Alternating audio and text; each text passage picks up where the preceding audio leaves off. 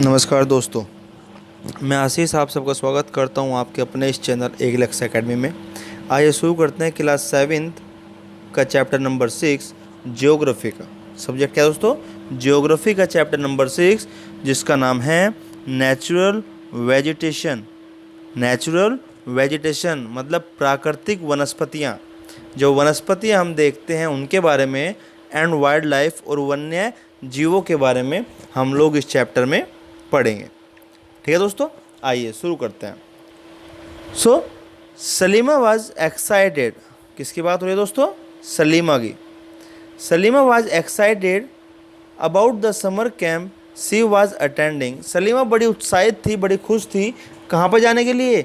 जो उसका गर्मियों का कैंप लगने वाला था, जिसको वह अटेंड करने वाली थी, उसके लिए बड़ी ही एक्साइटेड थी, बड़ी ही खुश थी। She had gone to visit Manali in Himachal Pradesh along with the classmates. और वह खुश क्यों थी? क्योंकि उसको मनाली जाना था। और मनाली आप सबको पता है कि कितनी अच्छी जगह है और कहाँ पर है? हिमाचल प्रदेश में है। She recalled how surprise she was to see the change in the landform and natural vegetation as the bus climbed higher and higher. और वह उस स्थिति को, उस समय को बार बार याद करती है कि वह कितनी चौंक रही थी कि वह जैसे जैसे ऊपर की ओर जा रही थी, मतलब जैसे जैसे वह पहाड़ पर ऊपर की ओर जा रही थी बस में बैठकर, तो उसको अलग अलग और बदलते हुए रूप दिख रहे थे। किसके? लैंडफॉर्म, स्थल रूप, भूमि के प्रकार और प्राकृतिक वनस्पतियाँ। उसे प्राकृतिक वनस्पतियाँ और भूमि के प्रकार बदल बदल कर या बदलते हुए दिख रहे थे कि जब वह नीचे प्लेन में थी तो वहाँ पर घास पेड़ अलग तरीके के थे। जैसे जैसे वह पहाड़ पर ऊपर जा रही थी तो वहाँ पर अलग अलग तरीके के पेड़ पौधे उसको दिखाई दे रहे थे। The deep jungles of the foot hills. Foot hills होता है दोस्तों, क्या होता है? Foot hills. फुट माने पैर, हिल्स माने पहाड़ की चोटियाँ।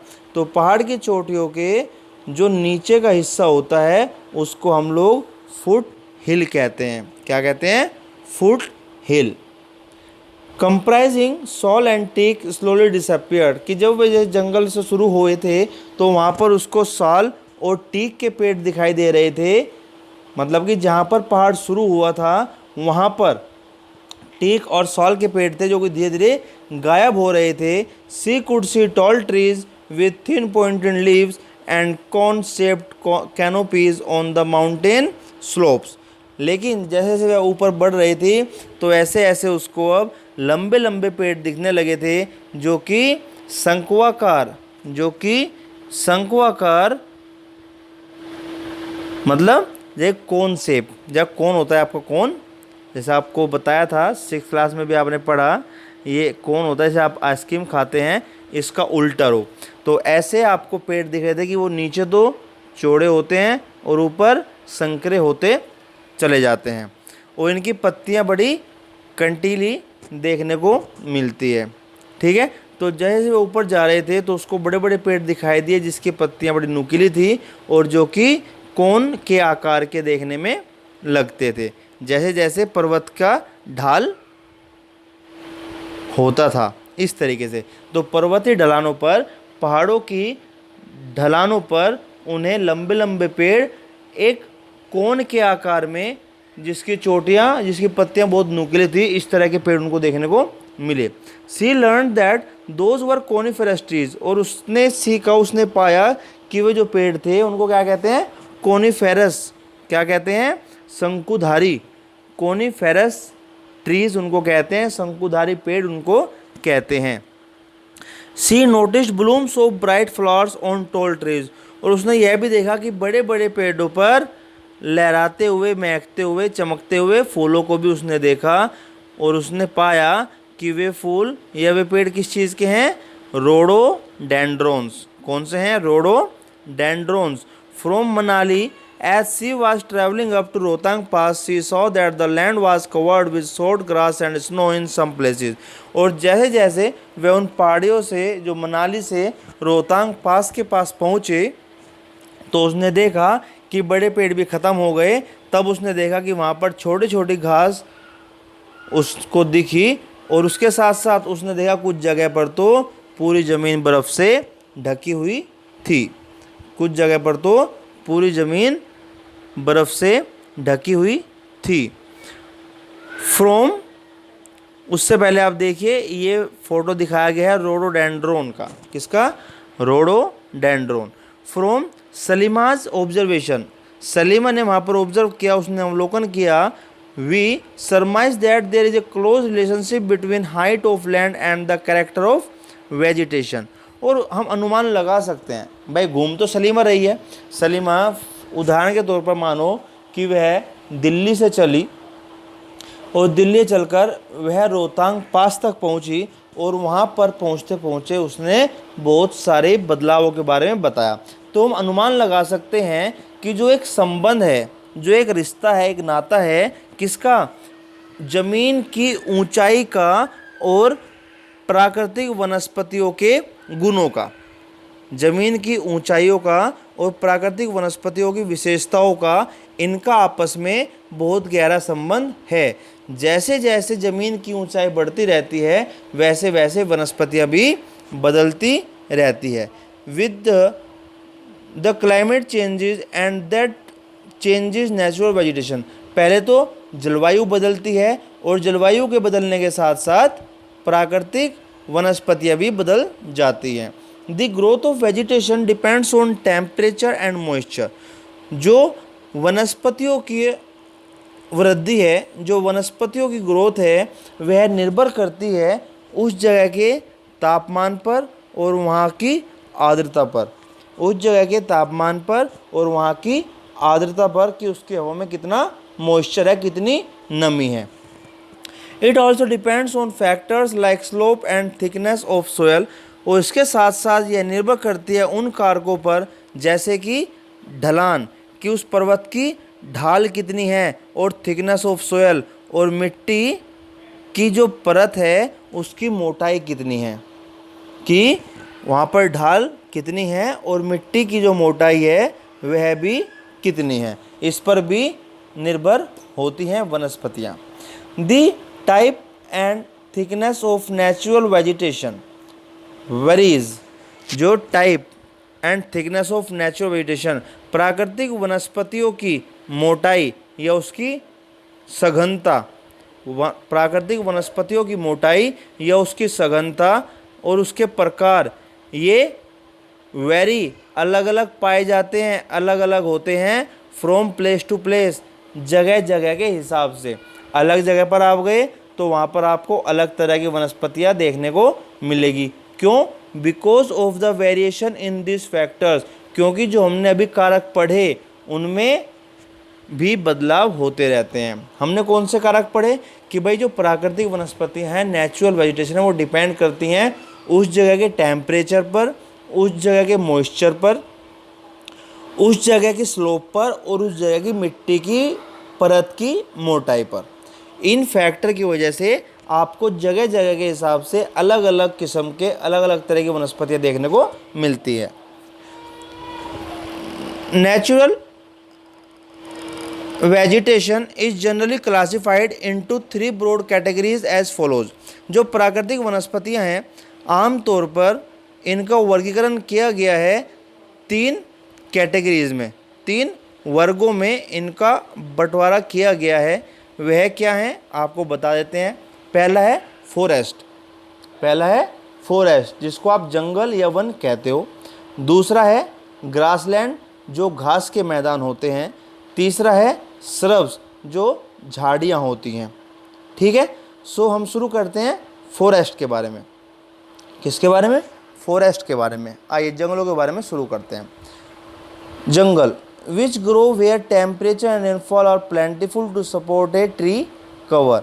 जंगल हम लोग कहते हैं जहाँ पर जो वहाँ का तापमान होता है प्लस वहाँ की जो वर्षा होती है ये परिपूर्ण तरीके से, मतलब एक बहुत भारी मात्रा में आप कह सकते हैं कि जिन जगह पर उपयुक्त तापमान होता है और परिपूर्ण वर्षा वाले क्षेत्र होते हैं उन जगह को हम वन कहते हैं। ठीक है, जो कि एक पेड़ को कवर करने में उसकी सहायता करते हैं। Depending upon this factors dense and open forest are grown, और इन कारकों के आधार पर जो जंगल होते हैं वह डेंस घने होते हैं या खुले होते हैं। डेंस घने होते हैं या खुले होते हैं, मतलब सीधे सीधे देखने को मिलते हैं। किस आधार पर? वहाँ के तापमान के आधार पर और वहाँ के वर्षा के आधार पर। ठीक है दोस्तों, आइए सेकंड ग्रासलैंड। सेकंड क्या है? ग्रासलैंड, घास वाले मैदान, जहाँ पर आपको घास देखने को मिलते हैं। Which grow in the region of moderate rain, जो कहाँ पर होते हैं? ये होते हैं मध्यम वर्षा वाले क्षेत्रों में। कहाँ पर?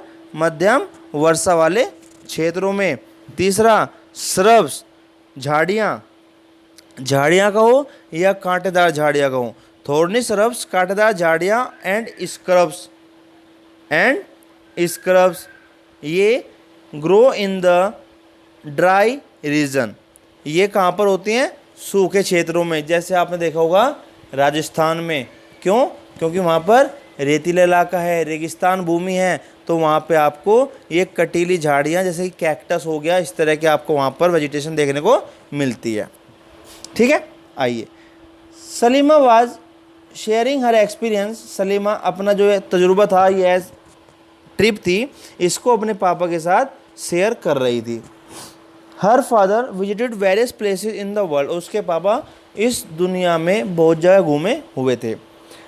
He told Salima about his observation of the variety of vegetation in different parts of different continents, और उन्होंने सलीमा को बताया अपने अवलोकन के बारे में, जो कि उन्होंने अलग अलग महाद्वीपों पर अलग अलग महाद्वीपों के उन हिस्सों में अलग अलग तरह की वनस्पतियाँ देखी थी, अवलोकन किया था, उनके बारे में उन्होंने सलीमा को बताया। He mentioned about coniferous forest in the subpolar region, thorny bushes in the desert, thick tropical hardwood forest in the humid region and many more. उन्होंने क्या क्या बताया? उन्होंने बताया कि जो सब पोलर रीजन है, जो उप ध्रुवीय क्षेत्र हैं, उप ध्रुवीय क्षेत्र जैसे कि आपने नॉर्थ पोल साउथ पोल बताया, जहाँ आपको बर्फ़ मिलती है। ठीक है, तो उन्होंने बताया कि वहाँ पर तो कोनिफेरस फॉरेस्ट होते हैं, शंकुधारी वन होते हैं, जिसका कि जो पेड़ का आकार इस तरह का आपको देखने को मिलता है। ठीक है, ये होता है कोनिफेरस ट्रीज। ठीक, thorny bushes in the desert, रेगिस्तान में कंटीली झाड़ियाँ देखने को मिलती हैं। And thick tropical hardwood forest in the humid region. Humid region मतलब जो आर्द्र क्षेत्र होते हैं, आर्द्र प्रदेश होते हैं, ज़्यादा नमी वाले क्षेत्र होते हैं, वहाँ पर उन्हें घने उष्णकटिबंधीय ठोस लकड़ी वाले पेड़ मिलते हैं। ठोस लकड़ी हार्डवुड को आप दृढ़ काष्ठ भी कहते हो। अगर आप हिंदी इसकी सुनो तो उसको कहते हैं दृढ़ काष्ठ। क्या कहते हैं दोस्तों? दृढ़ काष्ठ। तो दृढ़ काष्ठ के जो जंगल होते हैं वे आपको मिलते हैं कहाँ पर? आर्द्र प्रदेशों में, आर्द्र क्षेत्रों में। और भी सारी बातें उन्होंने उनको बताई। Salima realise the Himalayas have almost all variety of vegetation which one can see while moving from equator to the polar reason.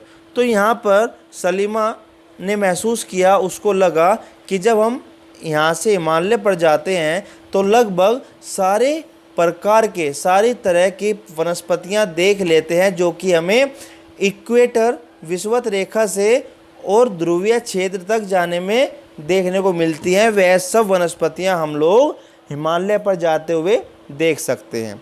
The changes in the type of natural vegetation occur mainly because of the changes of climatic condition.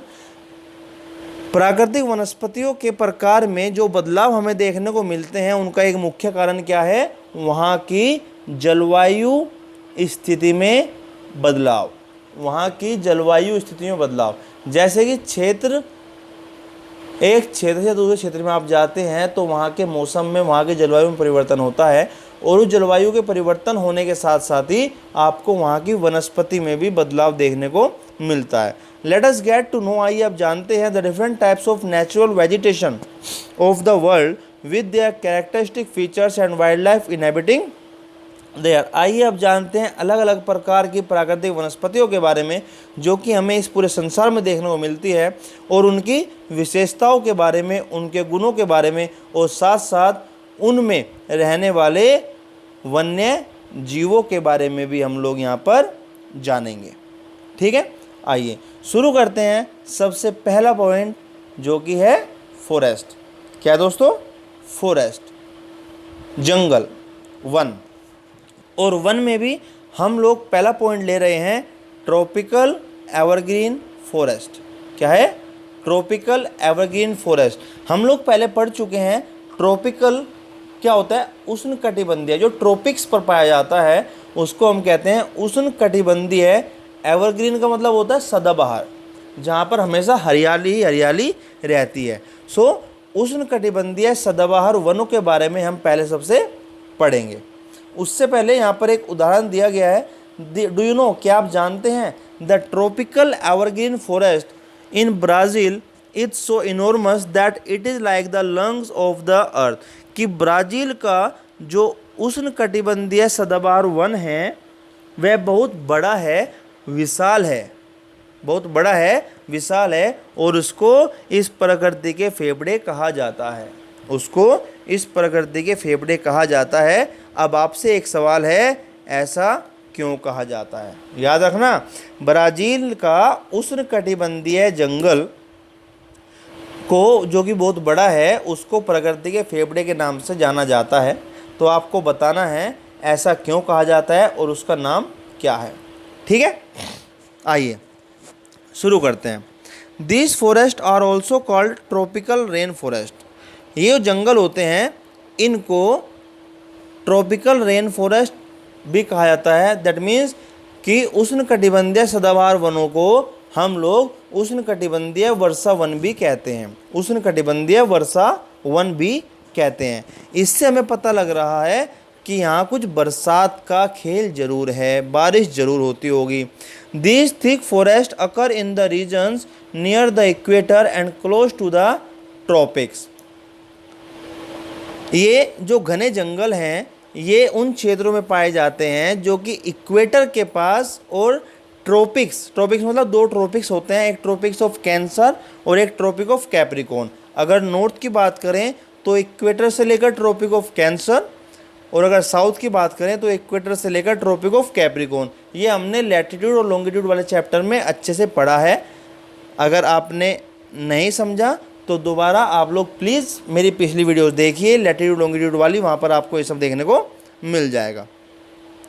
So these regions are hot and receive heavy rainfall throughout the year. ये जो क्षेत्र होते हैं यह बहुत गर्म होते हैं। गर्म क्यों होते हैं? क्योंकि इक्वेटर के पास है, और इक्वेटर के पास वाला क्षेत्र हमेशा आपको बहुत गर्म मिलेगा क्योंकि वहाँ पर सूरज की सीधी किरणें साल के अधिकतर समय तक पड़ती हैं। ठीक है, और वहाँ पर आपको पूरे साल अच्छी वर्षा भी मिलेगी, इसलिए वहाँ पर ये वन होते हैं। As there is no particular dry season, क्योंकि वहाँ पर कोई भी शुष्क मौसम नहीं होता। The trees do not shed their leaves altogether, इसलिए वहाँ के सारे पेड़ हमेशा सारी पत्तियाँ एक साथ नहीं गिराते। जो हो गया पतझड़ हो गया तो वहाँ पर पतझड़ होता ज़रूर है, लेकिन कभी भी पूरा पेड़ बिल्कुल भी खाली नहीं होता। दिस इज़ द रीज़न, और यह एक कारण है, दे आर कॉल्ड एवरग्रीन, और इसलिए हम उनको हमेशा या सदाबहार वन कहते हैं। क्या कहते हैं? सदाबहार वन कहते हैं। क्यों कहते हैं? क्योंकि वे हमेशा पूर्ण तरीके से पतझड़ नहीं करते, वे हमेशा पूर्ण तरीके से पत्ते नहीं गिराते। ध्यान रखना, सदाबहार वन जो हमेशा हरा भरा रहता है। मान लो एक पेड़ पर 1 लाख पत्ते हैं तो 1 लाख पत्ते एक साथ नहीं गिरेंगे। मान लो 1 लाख में से 5 लाख गिर गए, 2 लाख गिर गए, 3 लाख गिर गए, बाकी वो हरा भरा रहेगा, इसलिए हम इनको सदाबहार वन कहते हैं। The thick canopies of the closely spaced trees do not allow the sunlight to penetrate inside the forest even in the daytime। और ये इतने घने वन होते हैं, इनके पेड़ की टहनियाँ आपस में इस तरह मिली जुली होती हैं कि उनसे सूरज की रोशनी भी सीधी अंदर नहीं आ पाती दिन के समय में भी।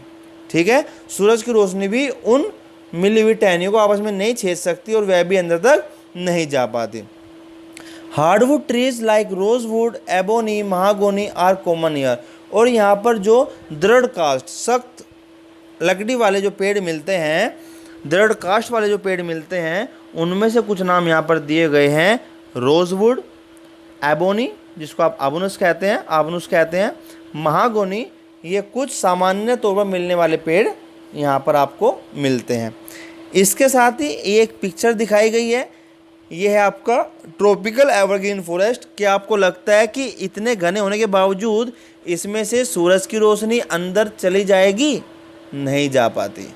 अब साइड में एक फैक्ट है, ये भी देखिए। Anaconda, one of the world largest snake, is found in tropical rain forest.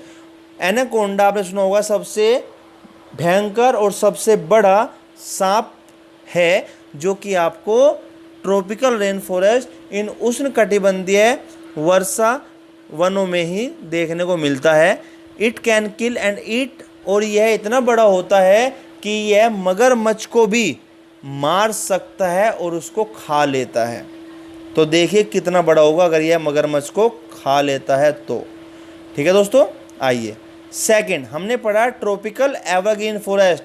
वर्डों पे ध्यान दीजिएगा दोस्तों, हमने पढ़ा ट्रॉपिकल एवरग्रीन सदाबहार वन, कौन से? उष्ण कटिबंधीय वाले।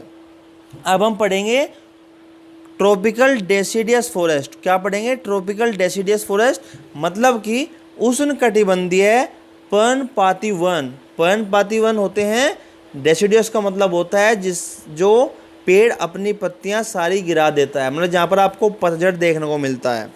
एवरग्रीन वह सारी पत्तियां नहीं गिराते, डेसिडियस सीजन के अकॉर्डिंग अपनी सारी पत्तियां गिरा देते हैं। और पत्तियां क्यों गिराते हैं भाई? देखो, जब शुष्क जो पत्तियां होती हैं, पत्तियां ज़्यादा होंगी तो उनसे प्रेसिपिटेशन ज़्यादा होगा, ज़्यादा पानी का वाष्पीकरण आपके वातावरण में होगा, जिससे कि पानी की रिक्वायरमेंट ज़्यादा होगी। लेकिन जब वर्षा कम हो रही है और शुष्क मौसम है तो उस समय पत्ती गिरने से क्या होता है कि वह वाष्पीकरण खत्म हो जाता है। ठीक है, so tropical deciduous are the monsoon forest found in large part of India, northern Australia and in Central America. जो आपका उष्णकटिबंधीय पर्णपाती जंगल है, यह क्या होते हैं? मानसून फॉरेस्ट होते हैं, मानसूनी जंगल होते हैं, मौसम के अकॉर्डिंग रहने वाले जंगल होते हैं, जो कि हमें देखने को मिलते हैं large part of India, Bharat के अधिकांश भाग में, नॉर्दर्न ऑस्ट्रेलिया, ऑस्ट्रेलिया के उत्तरी भाग में, एंड इन सेंट्रल अमेरिका, और अमेरिका के मध्य भाग में हमें ये वन देखने को मिलते हैं। These regions experience seasonal changes. ये जो क्षेत्र होते हैं, जो प्रदेश होते हैं, जो वन होते हैं, यहाँ पर आपको मौसमी बदलाव देखने को मिलते हैं। Trees shade their leaves in the dry season two conserve water. जो पेड़ होते हैं वे अपनी सारी पत्तियों को गिरा देते हैं ड्राई सीजन, सूखे मौसम में किस लिए? टू कंजर्व वाटर, पानी को बचाने के लिए। The hardwood trees found in these forest, और इन जंगलों में मिलने वाले जो दृढ़ कास्ट वाले पेड़ हैं वह कौन से हैं? साल का पेड़ है, टीक का पेड़ है जिसको आप सागवान कहते हैं, नीम का पेड़ है, और शीशम का पेड़ है। आपने देखा होगा आपके आसपास नीम के पेड़ भी होंगे, शीशम के पेड़ भी होंगे। पतझड़ के टाइम में ये बिल्कुल पत्तियां को नीचे गिरा देते हैं। Hardwood trees are extremely useful for making furniture, transport and constructional materials. जो हार्डवुड, जो दृढ़ कास्ट वाले पेड़ होते हैं, इनका इस्तेमाल किया जाता है फर्नीचर बनाने में। क्या बनाने में? फर्नीचर्स को बनाने में, ट्रांसपोर्ट यातायात वाले वाहन को बनाने में, या कंस्ट्रक्टेड मटेरियल्स, या जो निर्माण करने वाले पदार्थ हैं उनको बनाने में इन लकड़ियों का इस्तेमाल किया जाता है। और यहाँ पर आमतौर पर दिखने वाले कुछ जानवर हैं, उनके उदाहरण जैसे टाइगर, यहाँ पे आपको बाघ देखने को मिलते हैं, लॉयन शेर देखने को मिलते हैं, एलिफेंट्स हाथी देखने को मिलते हैं, लंगूर देखने को मिलते हैं, और मंकीज बंदर। ये कुछ जानवर हैं जो आपको यहाँ पर आमतौर पर देखने को मिल जाते हैं। ये देखिए नीचे एक पिक्चर दिखाई गई है, किसकी? ये फॉरेस्ट है आपका, कौन सा? ये आपका फॉरेस्ट है ट्रॉपिकल डेसिडियस फॉरेस्ट। कौन सा है? Tropical deciduous forest. इसका मतलब है कि ये उष्णकटिबंधीय पर्णपाती जंगल की पिक्चर आपको दिखाई गई है, जिसमें कि ये पत्तियां गिर जाती हैं और आपको दिख रहा है सूखी हुई पत्तियां दिखा रखी है। ये बाघ की फ़ोटो है और इसके नीचे लंगूर की फ़ोटो आपको दिखाई गई है। ठीक है दोस्तों, नेक्स्ट है, वैसे तो हम ऐसा करते हैं कि आज सिर्फ ट्रॉपिकल डिसीडियस फॉरेस्ट ही पढ़ते हैं, क्योंकि टेम्परेट में होता है शीतोष्ण, टेम्परेट होता है शीतोष्ण, जो ठंडा इलाका होता है। तो ठंडे इलाके में मिलने वाले सदाबहार वन के बारे में पढ़ेंगे, पर्णपाती वनों के बारे में पढ़ेंगे।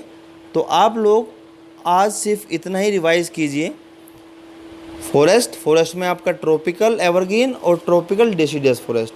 बाकी हम लोग पढ़ेंगे कल। तो दोस्तों रिवाइज कीजिए, अच्छे से पढ़िए। मिलते हैं अगली क्लास में।